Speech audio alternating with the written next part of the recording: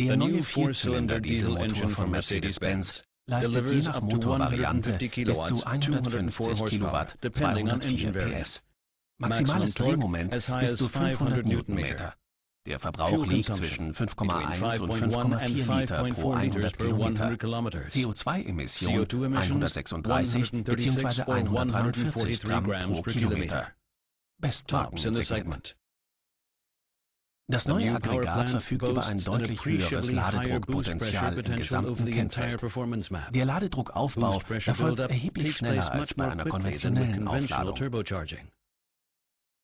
Die kompakte Aufladegruppe besteht aus einem großen Turbolader der Niederdruckstufe und einem kleinen Turbolader der Hochdruckstufe.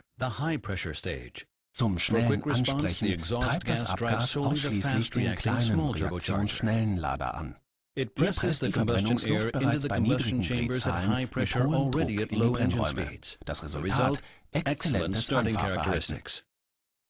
Bei steigenden Lasten und Drehzahlen strömt ein zunehmender Anteil des Abgases in den großen Lader, übergangslos und optimiert für ein harmonisches Fahrverhalten auch im mittleren Last- und Drehzahlbereich. Bei hohen Lasten schließlich sorgt der große Turbolader alleine für hohen Ladedruck und große Luftmassenströme. Hohe Leistung und hohes Drehmoment für überzeugende Agilität und Dynamik. 2000 Bar Rail-Druck. Die Common Rail Direkteinspritzung der vierten Generation ist eine wesentliche Voraussetzung für die überragenden Leistungs- und Drehmomentwerte des neuen Vierzylinder-Dieselmotors. Die komplett leckagefreien Piezo-Injektoren wurden weiterentwickelt und ermöglichen jetzt ein noch höheres Einspritzvolumen. Das Einspritztiming wurde hinsichtlich Flexibilität, Geschwindigkeit und noch feinerer Dosierung optimiert.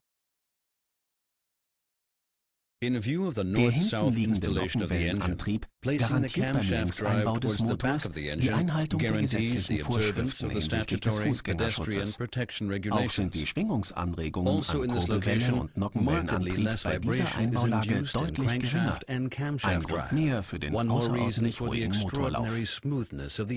Die neu entwickelte Ventilsteuerung vermindert die Reibung der 16 Ein- und Auslassventile. Die reibungsarm in Wälzlagern laufenden Lenkkästeausgleichswellen kompensieren zuverlässig die motorprinzipbedingten freien Schwingungskräfte.